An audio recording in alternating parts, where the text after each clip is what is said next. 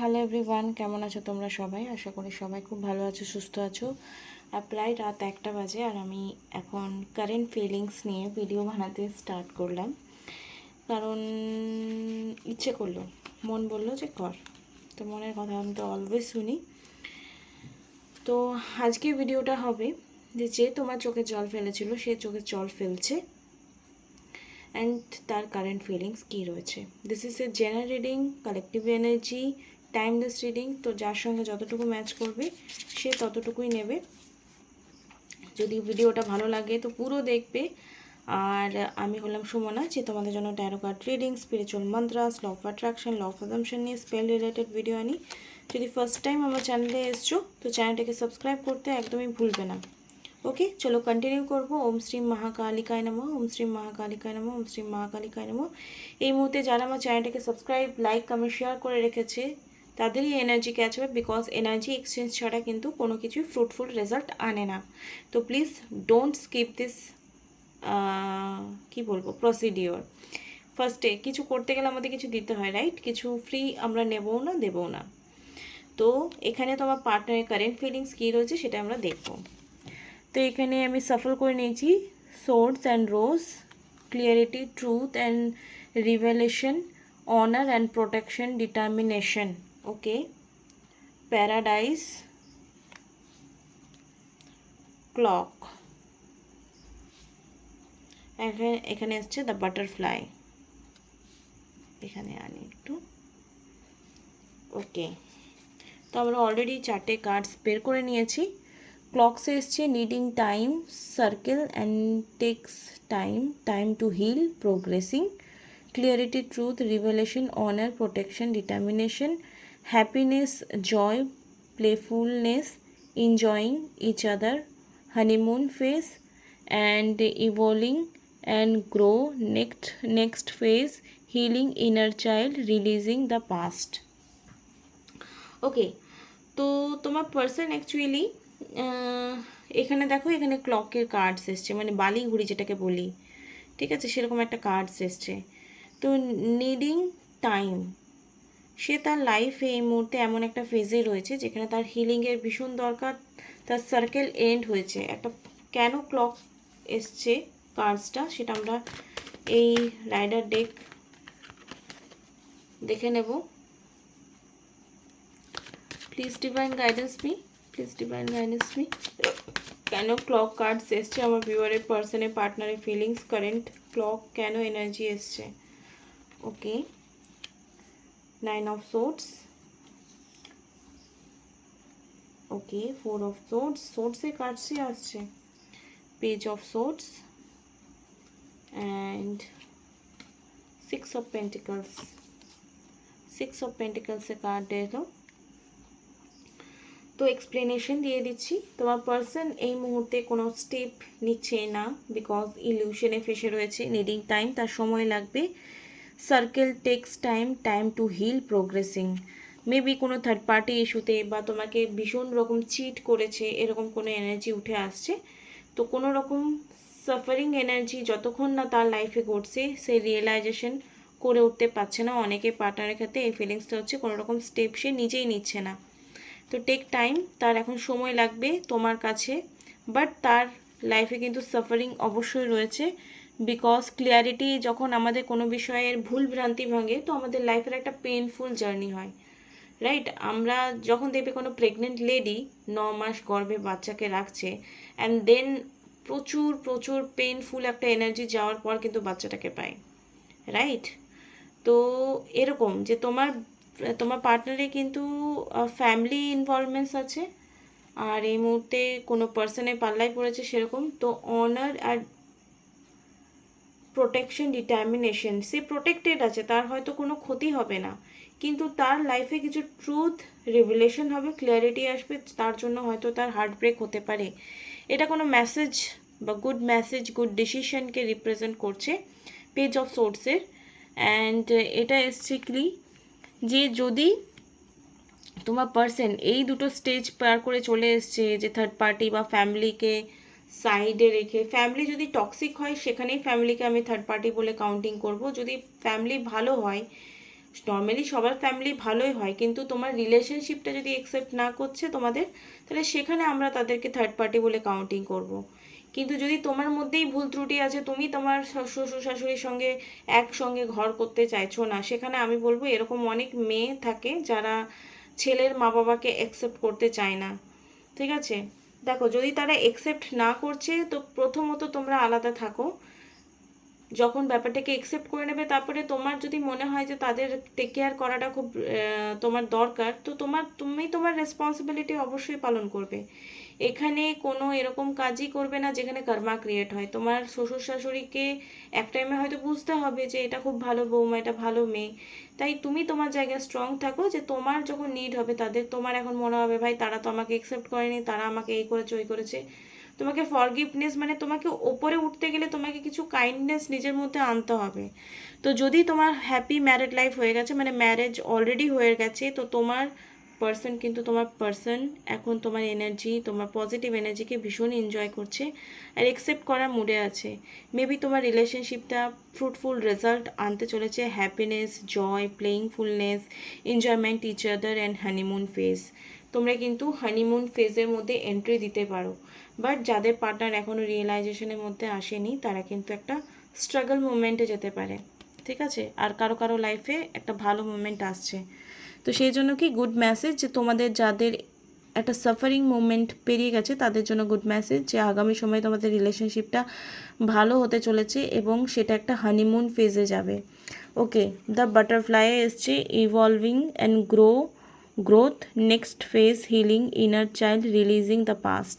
ওকে, যাদের মনে হচ্ছে বারবার কেন আমার একই ফেজ হচ্ছে, কেন বারবার একই জিনিস হচ্ছে, ঠিক আছে, একই জিনিস হচ্ছে, আমাকে সবাই ঠকাচ্ছে, আমাকে সবাই টুপি পরাচ্ছে, আমাকে সবাই বোকা বানাচ্ছে, এক্সেট্রা এক্সেট্রা, যে ব্লেমগুলো তুমি অনেকে দিচ্ছ, মানে ক্ষোভ ক্ষোভ প্রকাশ করছো।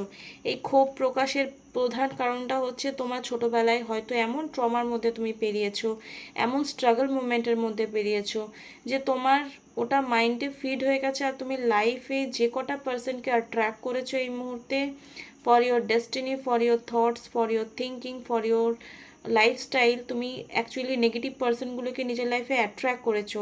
তো তোমার চাইল্ডহুড যে ট্রমা রয়েছে, সেই চাইল্ডহুড ট্রমাকে হিল করতে হবে। তো তোমাকে কি করতে হবে, এটা 1 to 2 টাইম মেডিটেশনের থ্রু তুমি করতে পারো। সেটা কেমন করে, প্রত্যেক দিন একটা যে কোনো সুদিং গাইডেড মেডিটেশন ইউটিউব থেকে সার্চ করবে, ইউটিউবে প্রচুর এরকম গাইডেড মেডিটেশন ফর সাউন্ড রয়েছে, সেই মেডিটেশনে বসে।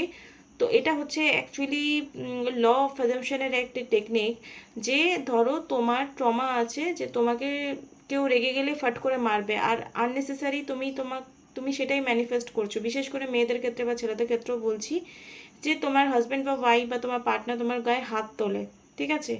তো তোমার অ্যাকচুয়ালি ছোটোবেলাতে এরকম হয়তো কোনো ঘটনা ঘটেছে, যে তোমার বাবা মা অকারণে তারা তোমাদের সামনে মারপিট করেছে বা তোমাদের গায়ে হাত তুলেছে। তো ওই ব্যাপারটা কিন্তু তোমার ক্যারি ফরওয়ার্ড হয়েছে। এটা আমি জাস্ট এক্সাম্পল দিচ্ছি, এরকম অনেক ছোট ছোট এক্সাম্পল আমাদের ছোটোবেলায় কিন্তু অনেক ট্রমা হয়।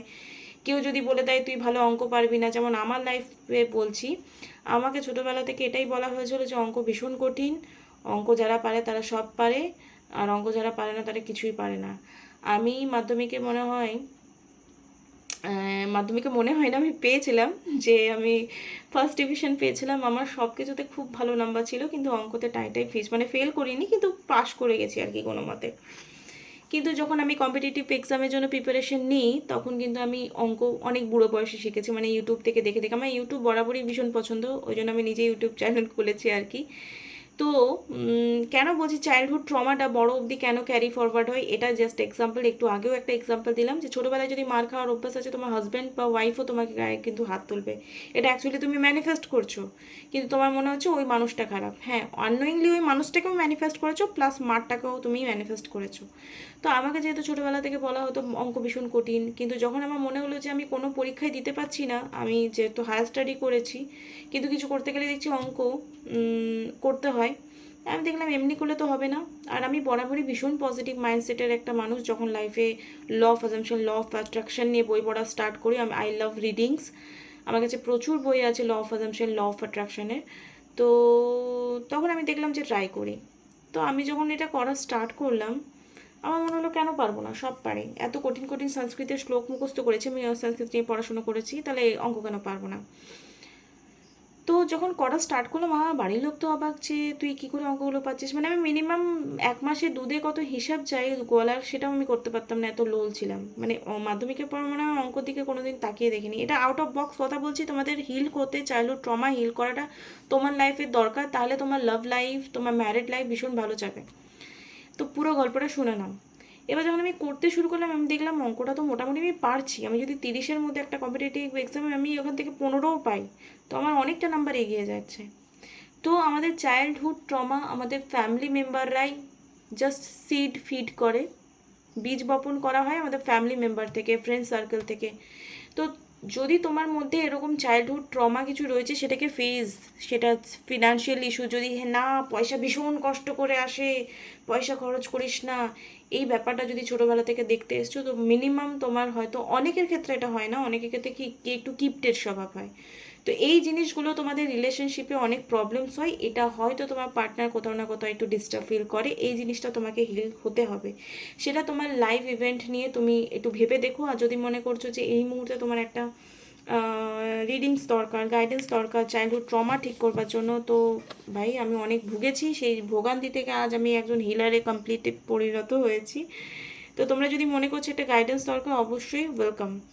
তো তোমার পার্সন অ্যাকচুয়ালি ভালো খারাপ দুটো মিলিয়ে একটা মিক্স রিডিংস এলো। ওকে, তোমাকে এই জিনিসটা ক্যারি ফরওয়ার্ড করতে হবে, গোছাতে হবে। যদি তুমি এই মুহূর্তে রিডিংস দেখছো, তো তোমাকে বুঝতে হবে যে তোমার এই মুহূর্তে ঠিক কী জিনিসটা হিল করার দরকার, কী জিনিসটা হিল করার দরকার নয়।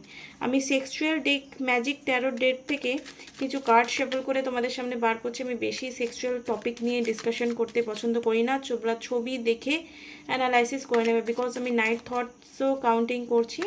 এই মুহূর্তে তোমার পার্টনার বা তোমার হাজব্যান্ড বা ওয়াইফের নাইট থট কী রয়েছে। Please divine guidance me, please divine guidance me. Okay, একটা কার্ডস বেরোলো এখানে, পেজ অফ কাপসে কার্ডস এলো। যদি থার্ড পার্টি ইস্যু রয়েছে, তো থার্ড পার্টির সঙ্গে কি করছে না করছে, তুমি যদি থার্ড পার্টিতে ইনভলভমেন্টস হয়ে গেছো, তোমার পার্সন অ্যাকচুয়ালি মেবি তোমাকে নিয়ে প্রচুর নাইট থিঙ্কিং করছে। ওকে, 2 অফ সোর্ডস এখানে কার্ড এসছে, লাভ এক্সপ্লেনেশন, জাস্টিসের এনার্জি এসছে। তোমার পার্সন মেবি তোমার সাথে জাস্টিস করবে বা তুমি তার সাথে জাস্টিস করবে, এই এক্সপেকটেশনই রাখছে। নাইট অফ পেন্টিকল, তোমরা মেবি কোথাও ট্রাভেল করতে যেতে পারো, যেটা তোমাদের হানিমুন পিরিয়ডসে কার্ডস এলো। তো মেবি একটা ভীষণ পজিটিভ কার্ড এসছে, 3 পেন্টিকল। এটা খুব ডিপ মিনিং, ছবি দেখে তোমরা বুঝতে পারছো। ওকে, চ্যারিয়েট কার্ড, 100% তোমাদের লাভ লাইফে হানিমুন ফেজ অবশ্যই আসছে। তোমার পার্সন তোমার জন্য একদম ড্যাম পাগল হয়ে থাকবে। তো এখানে তোমরা অফার্মেশন দিতে পারো, আমার পার্টনার আমাকে ভীষণই মেন্টালি ফিজিক্যালি আর আমার প্রতি অ্যাট্রাকশন ফিল করে, এটা তোমরা অফার্মেশন দাও। ঠিক আছে, প্রত্যেকদিন রাতে শোয়ার আগে, ঘুম থেকে ওঠার পর তোমরা লাইফে যেটা চাও সেটা প্রেজেন্ট টেন্সে এটা এক্স্যাক্টলি হয়ে গেছে, সেটা তোমরা অ্যাফার্মেশন দিতে পারো। Queen of swords, queen of swords যারা মেয়েরা আছো বা মেয়েরা আছে, তারা কিন্তু, ছেলেরা ভীষণ জেনে খুশি হবে, ছেলে যারা দেখছো আমার চ্যানেলে, তারা কিন্তু মনে নিশ্চিন্তে থাকো, তোমার পার্সন তোমাকে, তোমার ফটো দেখে অবশ্যই তোমাকে ম্যানিফেস্টেশন করার চেষ্টা করছে, তোমার কথা ভাবে, তোমাকে মিস করে। Page of pentacle, oh my god, this is very hot card. 7 of cups. তো এগুলোর বেশি এক্সপ্লেনেশন আমি দিতে পারি না, আমি কি বলবো, তোমরা বড় হয়ে গেছো অনেক, বুঝো সব। ওকে, তো অনেকগুলো কার্ডস বার করলাম, তোমরা আশা করি অনেকটা অ্যানালাইসিস করতে পেরে গেছো, তোমরা সবাই অ্যাডাল্ট হয়েছো। তো এই মুহূর্তে তোমাদের জন্য কি গাইডেন্স আসছে, কি ডিভাইন গাইডেন্স রয়েছে, যাদের একদমই খারাপ সিচুয়েশন চলছে, তারা তো নিশ্চয়ই ভাববে ভাই এত তো সুন্দর তো নেই, কি করে হলো। তো তোমার পার্সন তোমার জন্য স্টেপ নেবে। আর এই যে নেগেটিভ সিচুয়েশন, যে স্টেপ নিচ্ছে না, কবে নেবে, এই সময় তোমার কি করা উচিত, এই একাকিত্বপনা যেটা রয়েছে, এই একাকিত্বপনা তোমার কি কি গাইডেন্স রয়েছে ইউনিভার্সে, বিকজ ইউনিভার্স ছাড়া, ভগবান ছাড়া আমাদের কথা সঠিক সময় শোনে না কেউ। তোমার সাথে কেউ কথা বলারও যদি কেউ না থাকে, তুমি ভাববে একজন আছে, ভগবান আছে, আমার কথা ঠিক শুনতে পাচ্ছে, বলার আগেই উনি মনের কথা পড়ে নেন। ওকে, কম্পাসে কার্ড এসছে, একটু আগে এসেছিল কি বালিঘড়ির cards, find your true north and follow it. তুমি তোমার রাইট উত্তরটা কি সেটা ফাইন্ড আউট করো আর সেদিকেই যাওয়ার চেষ্টা করো। Candle, even the smallest light can illuminated the dark Partha. যদি মনে হচ্ছে একটু আশার আলো যে ইয়েস তোমার পার্সন তোমাকে ভালোবাসছে, তোমার পার্সন ফিরে আসবে, এই ভিডিওটা তার প্রুফ যে তোমার পার্সন তোমার কাছে ফিরে আসবে। বিকজ এই কার্ডসে বলছে যদি 1% মনে হচ্ছে যে ইয়েস আমার পার্সন আমার কাছে ফিরে আসতে চলেছে, তাহলে সেটাকে আরও বেশি পজিটিভ ওয়েতে অ্যাকসেপ্ট করো। বিকজ অনেক অনেক অন্ধকার একটি ছোট্ট আলোর বিন্দুতেও কিন্তু একটু প্রকাশ পায়। ওকে, তো reflection, take time to learn from your পাস্টের পাস্টের কিছু ব্যাপার, পাস্টের কার্ডস এগেইন এসছে, এটা তোমরা পড়ো। পাস্টের কার্ডস, চাইল্ডহুড ট্রমার জন্য তোমাদের মানে বারবার হয়তো ব্রেকআপ হয়েছে, তো তোমাদের ব্রেকআপই হয়েছে, তো তোমার বিলিভ হয় না তোমাকে কেউ ট্রু লাভ করতে পারে। ঠিক আছে, তো পাস্টের কোনো চাইল্ডহুড ট্রমার, নট অনলি ফ্যামিলি রিলেশনশিপেও যদি চাইল্ডহুড ট্রমার রয়েছে তো তোমাদেরকে সেটা হিল করতে হবে, তবেই তোমার বর্তমান রিলেশনশিপ খুব হেলদি হবে। মানে মাইন্ডকে রিপ্রোগ্রাম করতে হবে, সেলফ লাভে কনভার্ট হতে হবে। ওকে, গুড নাইট এভরিওয়ান। আমি রাত্রেবেলায় প্রায় 1:30টার সময় রিডিংসটা করলাম। আশা করি তোমাদের রিডিংসটা ভীষণই ভালো লাগলো। লাইক, কমেন্ট, শেয়ার, সাবস্ক্রাইব করতে একদমই ভুলবে না। Tata, by.